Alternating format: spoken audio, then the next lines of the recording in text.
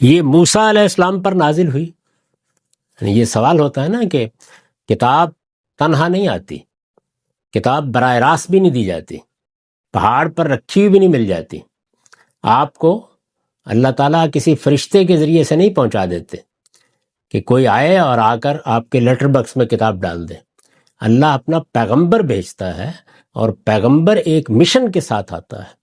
تو اصل حیثیت اللہ کے پیغمبر کی ہوتی ہے، یعنی وہ آتا ہے، ہدایت کا منبع وہ ہے، دین کا ماخذ وہ ہے، کتاب اس کے ساتھ نازل ہوتی ہے. تو اصل کی حیثیت کس کو حاصل ہے؟ اللہ کی ہدایت کے معاملے میں یا ماخذ ہونے کے لحاظ سے وہ اللہ کے پیغمبر کو حاصل ہے. اسی لیے قرآن مجید نے یہ تعبیر اختیار کی، وَأَنزَلَ مَعَهُمُ الْكِتَابَ، ان کے ساتھ کتاب آتی ہے. تو یہ موسیٰ علیہ السلام پر نازل ہوئی. اسے بالعموم ان 5 صحیفوں پر مشتمل سمجھا جاتا ہے. اب دیکھیے نا کہ تورات ہے، تو تورات بائبل میں کہاں ہے؟ جو لوگ نہیں پڑھتے عام طور پر، یا اس سے واقف نہیں ہیں، یا انہوں نے کچھ عرصہ اس میں نہیں بسر کیا، وہ بعض اوقات بائبل خرید کر لاتے ہیں، ان کا خیال ہوتا ہے یہ تورات ہے. یعنی بائبل تورات نہیں ہے، بائبل انجیل نہیں ہے، بائبل زبور نہیں ہے. بائبل میں تورات بھی ہے، زبور بھی ہے، انجیل بھی ہے. وہ اپنے اپنے وقت پر آتی ہے. یعنی پیدائش سے لے کر تاریخ بیان ہو رہی ہے. اللہ تعالیٰ نے دنیا کب بنائی، اللہ تعالیٰ کے ہاں مختلف مراحل کیسے گزرے، آدم کا واقعہ کیسے پیش آیا، اس کو بیان کرتے ہوئے بنی اسرائیل کا دور آتا ہے. تو تورات اس کے بعد آتی ہے، یعنی اپنے وقت پر وہ بائبل میں نقل ہو گئی ہے. تو بنیادی طور پر بائبل بنی اسرائیل کی تاریخ کی کتاب ہے، یہ سمجھ لینا چاہیے. اسے بالعموم ان 5 صحیفوں پر مشتمل سمجھا جاتا ہے جو بائبل کی ابتدا میں درج ہیں اور جنہیں خمسہ موسوی کہتے ہیں، پینٹاٹوچ کہتے ہیں. خمسہ موسوی یعنی 5 کتابیں جو سیدنا موسیٰ علیہ السلام کے ذریعے سے آئیں. ان سب کے مجموعے کو تورات عام طور پر کہا جاتا ہے. یعنی پیدائش، خروج، اخبار، گنتی اور تثنیہ، یہ پہلی 5 کتابیں ہیں. جب آپ بائبل کو کھولتے ہیں تو اسی ترتیب سے یہ 5 کتابیں آتی ہیں. اب ان 5 کتابوں میں سے پیدائش میں وہ واقعات بیان ہوئے ہیں جو اس عالم کے ابداع کے موقع پر پیش آئے. یعنی یہ عالم کیسے وجود میں آیا، اس کی تفصیلات بیان کی گئی ہیں. اس کے بعد پھر حضرت آدم کی پیدائش کیسے ہوئی، ان کے ساتھ کیا معاملات پیش آئے. تو گویا تاریخ بیان کرنے کا انداز ہے جس میں یہ سب شروع ہوتا ہے. اس کے بعد پھر بنی اسرائیل تک جب نوبت آ جاتے ہیں، سیدنا ابراہیم علیہ السلام دنیا میں آ گئے، انہوں نے اپنی امت کی یا اپنے خاندان کی تنظیم کی. پھر اس کے بعد سیدنا یوسف کا واقعہ اور یہ سب چیزیں آنے کے بعد پھر سیدنا موسیٰ علیہ السلام کی بعثت ہوتی ہے. تو تورات تو اب نازل ہونی شروع ہوگی نا. یہ جو اس سے پہلے بیان ہو رہا ہے وہ تورات نہیں ہے، وہ اس کے پس منظر کی تاریخ ہے. یعنی بنی اسرائیل کی پوری تاریخ کہاں سے شروع ہوئی؟ ظاہر ہے کہ ابداع عالم سے شروع ہوئی نا. اللہ تعالیٰ نے دنیا بنائی، آدم وجود میں آئے، آدم علیہ السلام کی نسل چلی، پیغمبروں کا سلسلہ جاری ہوا، سیدنا نوح علیہ السلام کی بعثت ہوئی، حضرت ابراہیم کا زمانہ آیا، اب بنی اسرائیل کا دور آئے گا. تو بنی اسرائیل میں سیدنا موسیٰ علیہ السلام پر تورات نازل ہونی ہے. تو یہ ساری پیدائش کی کتاب جو آپ پڑھتے ہیں وہ تورات نہیں ہے، اس سے تو تاریخ بیان ہو رہی ہے تورات سے پہلے کی. یعنی جس طریقے سے ہم قرآن مجید کے بارے میں گفتگو کر رہے ہوتے ہیں تو ہم بنی اسماعیل کی تاریخ شروع کرتے ہیں. یعنی سیدنا ابراہیم علیہ السلام نے عرب میں اللہ کا گھر بنایا، بیت الحرام مسجد حرام کی بنیاد رکھی، اپنے بیٹے اسماعیل کو وہاں آباد کیا، اسماعیل کو اس کی تولیت دی، انہوں نے وہاں کے لوگوں کے ساتھ شادی کی، وہاں مقیم ہو گئے، ان کی قوم وجود میں آ گئی. ایک پوری تاریخ بیان کرتے ہیں، یعنی جو گویا یوں سمجھ لیجئے کہ قبل اسلام کی تاریخ ہے. اس کے بعد محمد الرسول اللہ صلی اللہ علیہ وسلم کی بعثت 2000 سال کے بعد ہوئی، اب قرآن نازل ہوا. تو یہ جو پہلے تاریخ بیان کی جا رہی ہوتی ہے یہ قرآن نہیں ہے، یہ تو اس کا پس منظر بیان کیا جا رہا ہے. تو اس سے ایک مثال سے سمجھا جا سکتا ہے کہ یہ جو کتابیں 5 کتابیں ہیں ان کے اوپر بھی اس لفظ کا اطلاق مناسب نہیں ہے. یعنی ان کے اندر تو گویا تاریخ بیان کر کے ایک مرحلے پر تورات سامنے آنی ہے، یعنی پیدائش، خروج، اخبار، گنتی اور تثنیہ۔ خروج میں مثال کے طور پر وہ زمانہ بیان ہوا ہے کہ جب سیدنا موسیٰ نے فرعون پر اتمام حجت کیا، پھر اس سے مطالبہ کیا کہ میں اب اپنی قوم کو یہاں سے لے کے جانا چاہتا ہوں۔ کیوں لے کے جانا چاہتا ہوں؟ یہ بالکل واضح ہو جاتا ہے قرآن مجید سے کہ اللہ تعالیٰ کا فیصلہ یہ تھا کہ بنی اسرائیل کو فلسطین میں آباد کیا جائے، وہاں اللہ کی توحید کا مرکز بنایا جائے، اور اس طرح یہ پوری امت ذریت ابراہیم کی یہ شاخ، یہ اللہ کے دین کی ہدایت کی علمبردار بن کر دنیا والوں پر اللہ کی حجت پوری کرے۔ تو یہ مقصد تھا جس کے لیے وہ نکال کے لانا چاہتے تھے۔ اب ان کے نکلنے کی ایک پوری داستان ہے، یعنی کیسے نکلے، کیسے سمندر پھٹ گیا، کیسے صحرائے سینا میں آئے، تو وہ خروج میں بیان ہوئی ہے۔ اس کے بعد اخبار، یعنی ان کے ہاں جو دین کی بات کرنے والے لوگ، دینی ذمہ داریوں کو ادا کرنے والے لوگ ہیں، اس دوران میں اب تورات نازل ہونا شروع ہو گئی ہے۔ قرآن مجید کی تاریخ میں بھی یہ سب لوگ جانتے ہیں کہ قرآن مجید کا نزول تو رسول اللہ صلی اللہ علیہ وسلم کے نبوت حاصل کرنے کے بعد ہو گیا، اب وہ نازل ہو رہا ہے۔ کسی کے پاس اس کی ایک سورہ ہے، کسی کے پاس 2 سورتیں ہیں، لوگ لکھ رہے ہیں، لوگ یاد کر رہے ہیں، لیکن پھر وہ ایک وقت میں پایہ تکمیل کو پہنچا، یعنی 22-23 سال میں جب وہ پایہ تکمیل کو پہنچا تو اب اس کو ترتیب دیا گیا، جس کو قرآن نے بیان کیا نا سورہ قیامہ میں، کہ اللہ تعالیٰ کہتے ہیں کہ آپ فکر مند نہ ہوں، انا علینا جمع ہوا قرآن، ہم اس کو ترتیب دیں گے، اس کو جمع کریں گے، پھر اس کو دوبارہ پڑھیں گے پوری کی پوری کتاب کو، اور جب ہم اس کو دوبارہ پڑھیں فیضا کرانا و فتب قرآن، تو اس کی آپ پیروی کریں گے۔ تو اب اسی طریقے سے یہ پیدائش، خروج، پیدائش میں گویا تورات سے پہلے کا زمانہ، خروج میں ان کے وہاں سے نکلنے کا زمانہ، اس کے بعد اب اخبار سے خروج میں بھی کچھ، اب تورات کا نزول شروع ہو گیا ہے۔ اور یہ کیسے ہے؟ یہ اسی طرح جیسے قرآن کا نزول ہو رہا تھا، یعنی چھوٹے چھوٹے ٹکڑوں میں احکام دیے جا رہے ہیں، ہدایات دیے جا رہی ہیں، وہ وقت کے لحاظ سے نازل ہو رہے ہیں، یہاں تک کہ پھر اس کے بعد تثنیہ ہے، آخری کتاب، جس میں پوری تورات کو ترتیب دے کر ایک کتاب کی حیثیت سے، جیسے قرآن کو آخر میں ترتیب دیا گیا، ترتیب دے کر سیدنا موسیٰ علیہ السلام نے ایک پہاڑ پر کھڑے ہو کر پڑھا، پوری کتاب سنائی گئی۔ تو اصل میں تورات کیا ہے؟ تثنیہ۔ تو اگرچہ یہ بات عام طور پر کہی جاتی ہے اور وہ اس لحاظ سے درست ہے کہ خروج کے زمانے سے شروع ہو گیا اس کا نزول، لیکن کتاب ترتیب پا کے تثنیہ میں ہمارے سامنے کتاب کی صورت میں آتی ہے۔ تو تثنیہ یا ڈیٹرانومی یہی اصل تورات ہے۔ ایک مرتبہ پھر سن لیجئے، یہ موسیٰ علیہ السلام پر نازل ہوئی، اسے بالعموم ان 5 صحیفوں پر مشتمل سمجھا جاتا ہے جو بائبل کی ابتدا میں درج ہیں اور جنہیں خمسہ موسوی کہتے ہیں، پینٹیٹوچ کہتے ہیں، یعنی پیدائش، خروج، اخبار، گنتی اور تثنیہ۔ ان صحیفوں کا تدبر کے ساتھ مطالعہ کیا جائے تو صاف واضح ہو جاتا ہے کہ پہلے 4 صحیفوں میں، یہ بات میں نے ابھی آپ کو بتائی کہ پہلے 4 صحیفوں میں یہ تاریخی بیانات کے ساتھ، یعنی تاریخ چل رہی ہے، واقعات کو بیان کر رہا ہے ایک مورخ، تاریخی بیانات کے ساتھ اپنے نزول کی ترتیب سے نقل ہوئی ہے۔ نازل کیسے ہوئی؟ آج ایک حصہ، کل 2 حصے نازل ہوتی رہی، اور تثنیہ میں، آخری کتاب میں، ڈیٹرانومی میں، اسے بالکل اسی طرح ایک کتاب کی صورت میں مرتب کر دیا گیا ہے جس طرح قرآن کو مرتب کیا گیا ہے۔ جیسے قرآن آخر میں ایک نئی ترتیب دے کر ہمارے لیے مرتب کیا گیا، ایسے ہی تورات تثنیہ میں ترتیب دے دی گئی۔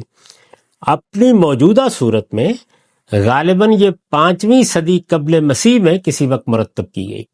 ایک پوری تاریخ ہے جس سے ہم واقف ہیں کہ بنی اسرائیل پر بہت سے ادوار گزرے، اس میں حملے ہوئے، ان کو ان کے جرائم کی سزا دی گئی، 2 بڑے واقعات ان کی تاریخ میں ہوئے ہیں، اس میں تورات کے نسخے بھی ضائع ہوئے۔ تو اس کو آخری مرتبہ 5ویں صدی قبل مسیح میں کسی وقت ترتیب دیا گیا۔ بتایا جاتا ہے کہ یہ سیدنا عزیر کی نگرانی میں ترتیب پائی۔ تاہم سیدنا مسیح علیہ السلام نے جس طرح اس کا ذکر کیا ہے، اب 5ویں صدی قبل مسیح میں جو تورات مرتب کی گئی وہی بنی اسرائیل کے ہاں چلی آ رہی تھی، یہاں تک کہ سیدنا مسیح علیہ السلام کی بعثت ہوئی۔ تو سیدنا مسیح علیہ السلام نے جس طرح اس کا ذکر کیا ہے اس کی بنا پر کہا جا سکتا ہے کہ ان کی تصویب بھی اس کو کسی حد تک حاصل ہے۔ یہ ہو سکتا ہے کہ اس میں کوئی چھوٹی موٹی تبدیلی بھی ہو گئی ہو، کوئی ترجمے اور تفسیر کی چیزیں بھی شامل ہو گئی ہوں، لیکن جب ہم انجیل کو پڑھتے ہیں اور سیدنا مسیح علیہ السلام کا زمانہ آتا ہے تو وہ اس کی تردید نہیں کر رہے، اس کی نفی نہیں کر رہے، اس کو رد نہیں کر رہے، بلکہ اس کو ہی اللہ کی کتاب کی حیثیت سے پیش کر رہے ہیں۔ تو یہ فی الجملہ یعنی بحیثیت مجموعی ان کی تصویب کے ساتھ منتقل ہوئی ہے آگے دنیا کو۔ اس کا عبرانی متن جو اس وقت مخطوطات اور مطبوعات کی شکل میں موجود ہے، ماسوری متن، میسوریٹک ٹیکسٹ کہلاتا ہے۔ یہ بات عام طور پر مانی جاتی ہے کہ اس متن کے علاوہ قدیم زمانے میں اور بھی روایتیں تھیں، یعنی پرانے زمانے میں ظاہر ہے کہ تورات لوگوں کے پاس بھی موجود تھی، لوگ اپنے طور پر بھی اس کو لکھ کر رکھتے رہے ہوں گے، کاہنوں کے پاس بھی موجود رہی ہوگی، سرکاری نسخہ ترتیب دیا گیا قومی سطح پر، تو کچھ دوسرے متون بھی موجود رہے۔ اس متن کے علاوہ قدیم زمانے میں اور بھی روایتیں تھیں اور ان میں بعض مقامات پر اہم اختلافات بھی تھے۔ جب ایک کتاب اس طریقے سے مختلف ادوار سے گزرتی ہے تو اس میں یہ چیزیں بھی پیدا ہو جاتی ہیں۔ تو یہ چیز بھی تھی۔ سامری تورات، یہ جو سامرا کا قبیلہ ہے جو فلسطین میں قدیم زمانے سے آباد ہے اور یہود کی ایک پوری روایت کا امین ہے، تو ان کے ہاں جو تورات ہے وہ سامری تورات کہلاتی ہے، اور خاص کر یونانی سبین سیپٹویجنٹ سے جو قدیم ترین روایت ہے، ان اختلافات کا ثبوت ملتا ہے۔ یعنی جب آپ ملا کے پڑھتے ہیں، ماسوری متن کو دیکھتے ہیں، یونانی سبین کو دیکھتے ہیں، سامری تورات کو دیکھتے ہیں، تو اگرچہ بحیثیت مجموعی تو ایک ہی چیز ہے، لیکن اس میں بعض اختلافات کا ذکر بھی ہمارے سامنے آتا ہے۔ انبیاء علیہم السلام کے ذریعے سے اللہ تعالیٰ کی جو ہدایت بنی آدم کو ملی ہے اس کے دو حصے ہیں، ایک قانون، دوسرے حکمت۔ یعنی یہ قرآن نے ہمیں بتایا ہے کہ اللہ کی ہدایت یا اللہ کا دین دو حصوں میں ہے، ایک حکمت، دوسرے قانون۔ تورات میں زیادہ تر قانون بیان ہوا ہے اور اس کا نام بھی اسی رعایت سے رکھا گیا ہے، یعنی تورات کا مطلب ہی قانون ہے۔ قرآن اسے ہدی لبنی اسرائیل، بنی اسرائیل کے لیے ہدایت اور تفصیلا لکل شیء، دین سے متعلق ہر چیز کی تفصیل کہتا ہے۔ وہ بتاتا ہے کہ اس میں اللہ کا حکم ہے، ہدایت اور روشنی ہے، لوگوں کے لیے رحمت ہے۔ اس میں شبہ نہیں کہ وہ اس میں یہود کی تحریفات کا ذکر کرتا ہے، لیکن اس کے ساتھ یہ بھی حقیقت ہے کہ اس کی جو روایت یا ورژن زمانہ رسالت کے یہود و نصارہ کے پاس تھی، قرآن فی الجملہ اس کی تصدیق کرتا ہے۔ یہ میں نے وہ حصہ پڑھ دیا ہے اور بہت سی چیزوں کی توضیح کر دی ہے۔ آخری پیرے میں بعض مباحث ہیں جن کی توضیح ہم اگلی نشست میں کریں گے۔ تورات کا تعارف میں نے پڑھ دیا تھا اور اس میں ضروری چیزوں کی وضاحت بھی کر دی تھی۔ آخری پیراگراف میں دوبارہ پڑھ رہا ہوں تاکہ اس کے مضمرات جو زیر بحث نہیں آ سکے ان کو زیر بحث لے آیا جائے۔ میں نے لکھا ہے، انبیاء علیہم السلام کے ذریعے سے اللہ تعالیٰ کی جو ہدایت بنی آدم کو ملی ہے اس کے دو حصے ہیں، ایک قانون، دوسرے حکمت۔ یہ ایک اہم بات ہے، یعنی دین کا پورا کانٹینٹ ایک تو اس طریقے سے بیان کیا جا سکتا ہے کہ اس میں اصلاً کس کس نوع کے احکام ہیں۔ میں نے اس کی جانب بھی بارہا توجہ دلائی ہے کہ اللہ تعالیٰ کے ساتھ ہمارے تعلق کا اظہار کیسے ہونا چاہیے، جسے ہم مراسم عبودیت کہتے ہیں، وہ بیان کیے گئے ہیں۔ بدن کی طہارت کے احکام بیان کیے گئے ہیں، خور و نوش کی پاکیزگی کے لیے ہدایات دی گئی ہیں، اور سب سے بڑھ کر اخلاق کی پاکیزگی۔ تو اس لحاظ سے یہ چار چیزیں ہیں جو دین کے کانٹینٹ یا مشمولات کو بناتی ہیں۔ ایک دوسرا پہلو وہ ہے جس میں قرآن مجید نے ایک تقسیم کی ہے، اور وہ دو عنوانات کے تحت ہے۔ رسالت مآب صلی اللہ علیہ وسلم کا ذکر کرتے ہوئے یا آپ کی بعثت میں جو ذمہ داری آپ کو دی ہے اس کو بیان کرتے ہوئے یہ کہا ہے کہ یتلو علیہم آیاتہ و یزکیہم و یعلمہم الکتاب والحکمہ۔ اس پر میں کئی مرتبہ توجہ دلا چکا ہوں کہ یہاں کتاب کا لفظ کتاب یعنی بک کے معنی میں استعمال نہیں ہوا، بلکہ قانون کے معنی میں استعمال ہوا ہے۔ اور جو لوگ قرآن مجید کی عربی زبان سے واقف ہیں وہ جانتے ہیں کہ یہ قرآن مجید میں لفظ کتاب کا معروف استعمال ہے۔ مثال کے طور پر طلاق کے قانون میں یہ کہا ہے کہ حتیٰ یبلغ الکتاب اجلا، یہاں تک کہ قانون کی مدت پوری ہو جائے، اور بھی کئی جگہوں پر ایسا ہی ہے۔ اسی طرح رسالت مآب صلی اللہ علیہ وسلم سے پہلے سیدنا مسیح علیہ السلام کیا ہدایت لے کے آئے تھے اس کو بیان کرتے ہوئے بھی یہ کہا ہے کہ ہم نے بنی اسرائیل کو تورات دی اور انجیل دی، اور پھر اس کی وضاحت کی ہے کہ قانون دیا اور حکمت دی۔ تو اس کے بعد کوئی شبہ باقی نہیں رہ جاتا کہ دین کے کانٹینٹ کی جو تقسیم اللہ تعالیٰ نے کی ہے وہ دو حصوں میں ہے، یعنی الحکمہ، اس میں ایمان و اخلاق کے مباحث ہیں، اور کتاب یا قانون جس میں شریعت بیان ہوتی ہے۔ میں نے اپنی اس کتاب میزان میں اس کے دو بڑے حصے اسی اصول پر کیے ہیں، یعنی پہلا حصہ الحکمہ کا ہے، اس میں ایمانیات اور اخلاقیات کے باب ہیں۔ دوسرا حصہ الکتاب کا ہے جس میں شریعت کے مباحث ہیں، یعنی معاشرت کا قانون، سیاست کا قانون، دعوت کا قانون، معیشت کا قانون، اور اسی طرح کے دوسرے معاملات۔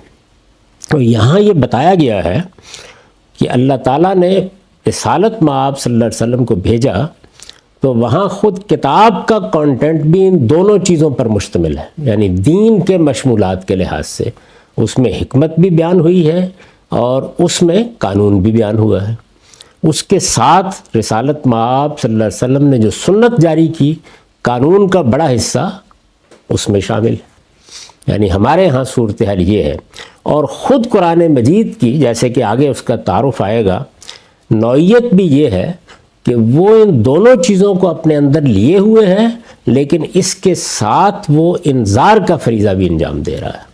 یعنی رسالت مآب صلی اللہ علیہ وسلم پر چونکہ نبوت ختم ہونے والی تھی، تو جو کام پہلے کتاب کے ساتھ پیغمبر کرتا تھا وہ کام بھی قرآن نے کیا۔ رسالت مآب صلی اللہ علیہ وسلم کو بھی حکم دیا گیا کہ آپ اس قرآن ہی کے ذریعے سے انذار کریں۔ چنانچہ قرآن میں یہ ہدایت انہی لفظوں میں نقل ہوئی ہے کہ میری طرف یہ ہدایت وحی کی گئی ہے کہ میں انذرکم بہی ومن بلغ، میں اس کتاب کے ذریعے سے تمہیں انذار کروں، اور پھر قیامت تک جو لوگ آئیں وہ بھی اسی طریقے سے میرے انذار کے مخاطب رہیں گے۔ لیکن میرا یہ انذار کہاں ہے؟ یہ بہی، اس قرآن کے ذریعے، یعنی یہ قرآن انذار کی کتاب ہے۔ اسی کو دوسری جگہ کھولا اور کہا کہ یہ نذیر للعالمین ہے۔ تو یہ ساری بات واضح رہے قرآن مجید سے متعلق۔ اس کے بالکل برخلاف جو پیچھے کتابیں ہیں ان میں یہ سب چیزیں تقسیم کر دی گئی، یعنی قرآن مجید ایک جامع شہپارہ ادب ہے، اس میں یہ ساری چیزیں ملحوظ ہیں، لیکن پچھلی کتابوں میں یہ طریقہ نہیں اختیار کیا گیا۔ اس میں تورات میں صرف قانون ہے، اور قانون کا بھی بڑا حصہ وہ ہے جو اجتماعی زندگی سے متعلق ہے، یعنی بنی اسرائیل کا استعفیٰ ہو گیا ہے، اللہ تعالیٰ نے ان کو منتخب کر لیا ہے، وہ ایک اللہ کی منتخب قوم کی حیثیت سے ایک ذمہ داری پر فائز کر دیے گئے ہیں۔ اس ذمہ داری کو انہیں ہزاروں سال تک انجام دینا ہے، چنانچہ اس سے متعلق پورا قانون ان کو دیا گیا ہے تورات میں۔ اور یہ معلوم ہے کہ تورات سیدنا موسیٰ علیہ السلام پر نازل ہوئی ہے، اس سے پہلے ہم بیان کر چکے ہیں۔ تو یہ میں نے عرض کیا ہے کہ ایک قانون ہے، دوسرے حکمت۔ تورات میں زیادہ تر قانون بیان ہوا ہے، اور اس کا نام بھی اسی رعایت سے رکھا گیا ہے۔ ہمارے ہاں جو لوگ قرآن مجید سے واقف ہیں اور قرآن مجید ہی کو اللہ کی کتاب کی حیثیت سے پڑھتے پڑھاتے ہیں، وہ جب تورات کو اٹھاتے ہیں تو ان کی سمجھ میں یہ بات نہیں آتی کہ وہ آخرت کا انذار، وہ اللہ تعالیٰ کے پیغمبروں کے ذریعے سے آنے والے عذاب، وہ حکمت کے مباحث جو قرآن میں ہیں وہ کہاں ہیں وہاں، کیونکہ وہاں صورتحال بالکل مختلف ہے۔ وہاں یہ سب کام پیغمبر کر رہے ہیں، قانون کو صرف کتاب کی صورت دے دی گئی ہے۔ اس کو سامنے رکھ کر ہمیشہ تورات کو پڑھنا چاہیے۔ تو میں نے یہ لکھا ہے کہ اس کا نام بھی اسی رعایت سے رکھا گیا ہے۔ قرآن اسے ہدی لبنی اسرائیل اور تفصیلا لکل شیء، بنی اسرائیل کے لیے ہدایت اور ہر چیز کی تفصیل کہتا ہے۔ ہر چیز کی تفصیل سے مراد یعنی ہدایت سے متعلق ہر چیز کی تفصیل۔ اللہ تعالیٰ نے جو دین دیا ہے، جو قانون دیا ہے، اس کی تفصیل کر دی گئی ہے۔ آج بھی اگر آپ تورات کو پڑھیں، میں اوپر عرض کر چکا ہوں کہ اگرچہ اس کی نوعیت انتقال کے لحاظ سے بھی، یعنی جیسے وہ ہمیں پہنچی ہے، انتقال کے لحاظ سے بھی قرآن کی طرح نہیں ہے۔ قرآن مجید ہمیں اجماع اور تواتر سے ملا ہے، اللہ تعالیٰ کے اپنے الفاظ میں منتقل ہو گیا ہے، اس کا ایک ایک حرف اسی طرح محفوظ ہم تک پہنچ گیا ہے، اس کی ترتیب اللہ تعالیٰ کی دی ہوئی ہے۔ وہ پوری کتاب کی حیثیت سے ہم ذمہ داری کے ساتھ کہہ سکتے ہیں کہ اللہ کے کلام کی حیثیت سے محفوظ ہے۔ یہاں صورتحال یہ ہے کہ ترجمہ ہے، یعنی ایک تو قرآن مجید سے اپنے کانٹینٹ کے لحاظ سے ہی تورات مختلف ہے، اور دوسرے یہ کہ ترجمہ ہے۔ ترجمے میں الہی کلام کی شان کو منتقل نہیں کیا جا سکتا۔ اسی طرح یہ بات بھی واضح ہے کہ ترجمہ حوادث کی نظر ہوتا رہا ہے، مختلف مراحل سے گزرا ہے۔ اوپر بیان ہو چکا کہ اس میں مختلف متون یا مختلف ورژنز بھی ہیں، ان میں تھوڑے تھوڑے اختلافات بھی ہم کو نظر آتے ہیں۔ یہ بھی دقت نظر کے ساتھ مطالعہ کیا جائے تو واضح ہو جاتا ہے کہ کہیں کہیں فقہی آراء اور اس طرح کی چیزیں متن کا حصہ بھی بن گئی ہیں۔ یہ سب چیزیں ہیں، لیکن بحیثیت مجموعی یہ وہی تورات ہے، یعنی اس پہ کوئی شبہ نہیں۔ میں نے اوپر عرض کیا تھا کہ سیدنا مسیح علیہ السلام کی جب بعثت ہوئی اور ہم انجیل کو پڑھتے ہیں تو معلوم ہوتا ہے کہ وہ اس کی تصویب کر رہے ہیں۔ وہ یہ کہہ رہے ہیں کہ میں اس تورات کو منسوخ کرنے کے لیے نہیں آیا، میں اس کو پورا کرنے کے لیے آیا ہوں۔ اس میں جو مانوی تحریفات کی ہیں یا اس کے مقاصد کو بگاڑا ہے، ان پر ضرور متنبع کرتے ہیں، لیکن یہ بات کہیں نہیں کہتے کہ یہ وہ تورات نہیں ہے یا اس میں ایسی تحریفات ہو گئی ہیں کہ اب اس کو اللہ کی کتاب نہیں کہا جا سکتا۔ وہ اسی حیثیت سے پیش کرتے ہیں۔ قرآن مجید کو جب ہم پڑھتے ہیں تو وہاں بھی یہی صورتحال ہے۔ یہ بھی میں نے آپ سے عرض کیا کہ وہ قرآن مجید کو اگر آپ پڑھیے تو اسے ہدی بنی اسرائیل ہی نہیں کہتا، بلکہ جس وقت اللہ کا آخری پیغمبر مدینے میں موجود ہے اس موقع پر یہ کہتا ہے۔ آپ سورہ مائدہ کو اٹھا کر دیکھیے کہ تم لوگ کس لیے یہاں فیصلہ کرانے کے لیے آئے ہو؟ عندکم التوراۃ فیہ حکم اللہ، تمہارے پاس تو تورات موجود ہے جس میں اللہ کا حکم ہے۔ یعنی وہ یہ نہیں کہہ رہا کہ تورات کو تو تم کہیں پھینک کے آ گئے ہو، وہ تمہارے پاس ہے ہی نہیں ہے، اس میں تو سب تحریفات ہو چکی ہیں۔ بحیثیت مجموعی تورات کو تورات کی حیثیت سے مان کر وہ اس کو ان کے لیے پیش کرتا، اس سے استدلال کرتا، بارہا یہ کہتا کہ لاؤ تورات پیش کرو، کہاں ہے اس میں یہ بات لکھی ہوئی؟ تو گویا بنائے استدلال کی حیثیت سے بھی تورات قرآن میں پیش کی گئی ہے۔ تو یہ سمجھ لینا چاہیے کہ جو ہمارے ہاں ایک عام تاثر پیدا ہو گیا ہے کہ یہ کتاب وہ کتاب ہی نہیں ہے، اس میں تحریف ہو چکی ہے، یہ قرآن مجید کے بھی خلاف ہے، اور دقت نظر کے ساتھ آدمی اگر غیر جانبدارانہ نظر سے مطالعہ کرے تو اس کے بھی خلاف ہے۔ یہ جو عام باتیں کہی جاتی ہیں جو مناظرے کے مزاج رکھنے والے لوگ کرتے ہیں کہ وہاں یہ واقعہ بیان ہوا ہے لوط علیہ السلام کی بیٹیوں کا، نوح علیہ السلام کے بارے میں یہ واقعہ بیان ہوا ہے، وہ لوگوں کو یہ نہیں بتاتے کہ اس کا تورات سے کوئی تعلق ہی نہیں ہے، یہ بائبل ہسٹری ہے، تورات میں ایسی کوئی بات بیان نہیں ہوئی۔ آج بھی اس کو پڑھیے تو جس شان سے اس میں توحید بیان ہوئی ہے، دین کے قانونی حقائق بیان کیے گئے ہیں، جس طرح وہ وضاحت کرتی ہے کہ بنی اسرائیل کا منصب کیا ہے، اس کی ذمہ داریوں کو بیان کرتی ہے، ان کے بارے میں خدا کے خصوصی قانون کو بیان کرتی ہے، آدمی پکار اٹھتا ہے کہ یہ وہی سب کچھ ہے جو اللہ کی کتاب قرآن مجید سے ہمارے علم میں آیا ہے۔ معاف کیجیے۔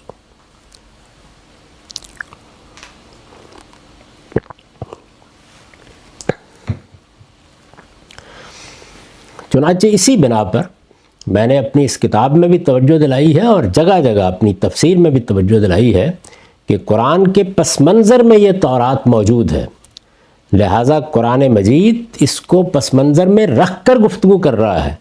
تو قرآن کے مفسرین کے لیے، قرآن کو سمجھنے والوں کے لیے، قرآن کا اچھا ذوق پیدا کرنے والوں کے لیے جس طرح یہ جاننا ضروری ہے کہ انبیاء علیہم السلام کی پوری تاریخ کیا رہی ہے اور اللہ تعالیٰ نے اس نبوت کی ابتدا کہاں سے کی، اسی طرح اس کتاب کو پڑھنا بھی ضروری ہے۔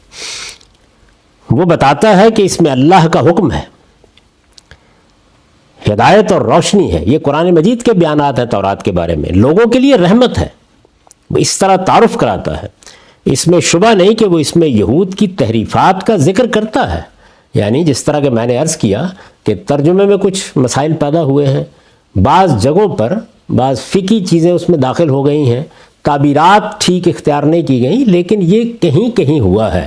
بحیثیت مجموعی اس کے اندر وہ سب کچھ ہے جو قرآن نے بیان کیا ہے، یعنی اللہ کا حکم، ہدایت، روشنی، لوگوں کے لیے رحمت۔ لیکن اس کے ساتھ یہ بھی حقیقت ہے کہ اس کی جو روایت یا ورژن زمانہ رسالت کے یہود و نصارہ کے پاس تھی، اوپر بیان ہو چکا کہ قرآن مجید کی طرح ایک ہی تورات نہیں ہے، بلکہ اس کے مختلف ورژن ہیں۔ اس کا بھی یہ مطلب نہیں ہے کہ بالکل کوئی مختلف چیز ہے، یعنی کہیں کہیں اختلافات ہیں بیان میں۔ تو جو اس کے ورژن موجود ہیں اس وقت ہمارے پاس، یہ معلوم ہوتا ہے تاریخی مطالعے سے کہ عرب کے یہود کے پاس یا عرب کے نصارہ کے پاس جو اس کا ورژن تھا وہ اس سے مختلف تھا جو اس وقت ان لوگوں کے پاس ہے۔ اور قرآن مجید ظاہر ہے کہ اصلاً اسی کی تصدیق کرتا ہے، لیکن یہ بالکل واضح ہے کہ جتنے بھی ورژن اس وقت موجود ہیں، خواہ وہ یونانی سبین ہے یا سامری تورات ہے، جب ہم اس کا مطالعہ کرتے ہیں تو بس کہیں کہیں چھوٹے چھوٹے اختلافات سامنے آتے ہیں۔ اس پہلو کو سامنے رکھ کر ہمیں تورات کو دیکھنا چاہیے، تورات کا مطالعہ کرنا چاہیے، اور اس ہدایت کو، اس روشنی کو اور رحمت کو اس سے اخذ کرنا چاہیے۔